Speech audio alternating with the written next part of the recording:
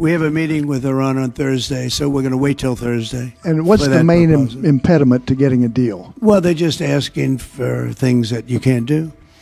They don't want to give up what they have to give up. You know what that is. They seek enrichment. We can't have enrichment. We want just the opposite.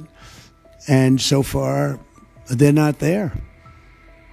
I hate to say that because the alternative is a very, very dire one, but they're not there. They have given us their thoughts on the deal, and I said, it's just not acceptable.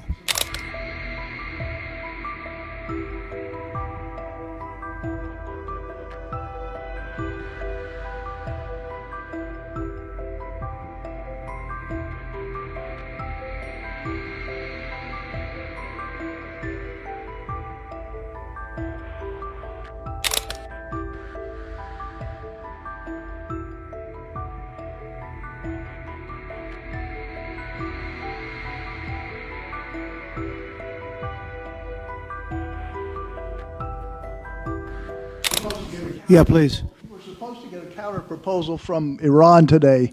Have you gotten that proposal? And what is the main impediment? We have a meeting with Iran on Thursday, so we're going to wait till Thursday. And what's for the that main proposal. impediment to getting a deal? Well, they're just asking for things that you can't do. They don't want to give up what they have to give up. You know what that is. They seek enrichment. We can't have enrichment. We want just the opposite. And so far, they're not there.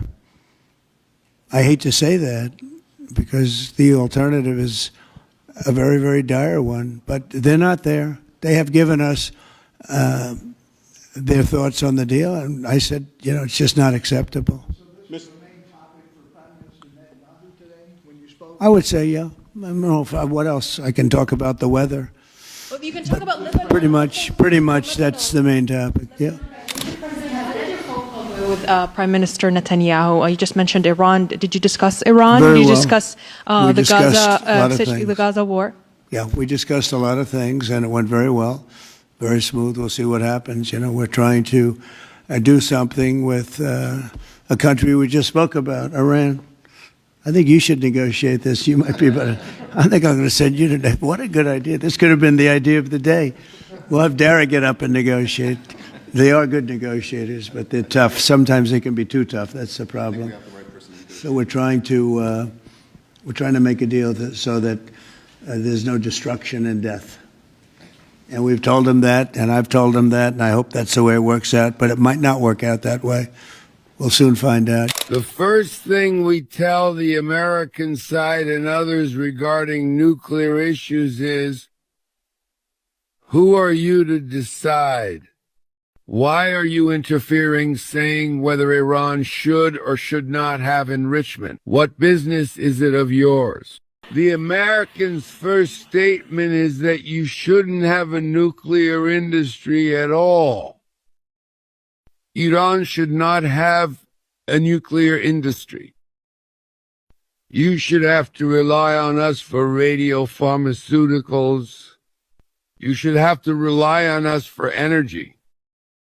You should have to rely on us for desalination equipment. You should be dependent on us in dozens of other important fields. You should not have a nuclear industry at all. The rude and arrogant leaders of America repeat this demand in various languages. The plan that the Americans propose is 100% against the idea of we can do it. Another principle. Even if we have 100 nuclear power plants, but we don't have enrichment, it's useless to us. Because a nuclear power plant needs fuel. If we can't produce this fuel inside the country, we'll have to reach out to America. And they might set dozens of conditions for providing nuclear fuel. Now they have set up a center specifically for food distribution because food supplies are not entering Gaza. As a food distribution point, people rush there to get food. With a machine gun, they kill 10 times more than what they would with bombs, such as explosives.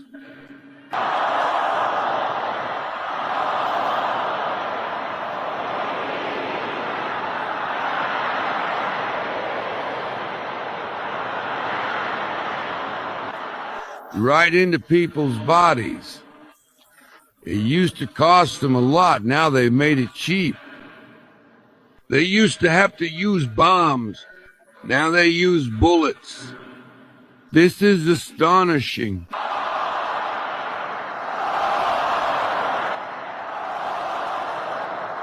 America's hands are stained with this crime as well. That's why we have said, repeated, and insist that America must leave this region.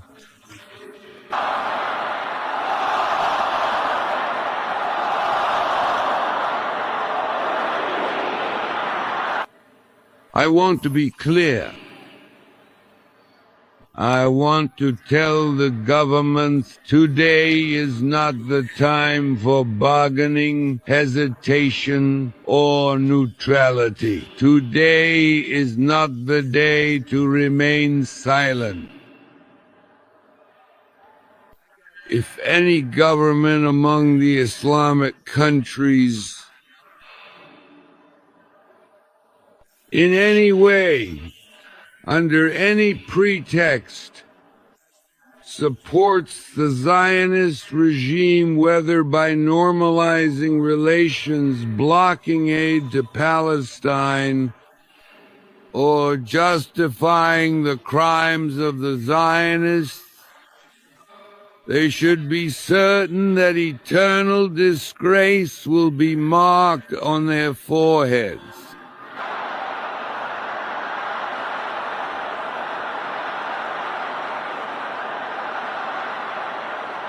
They cannot achieve security by relying on the Zionist regime, because the Zionist regime, by God's decisive decree, is collapsing, and God willing, it will not last much longer.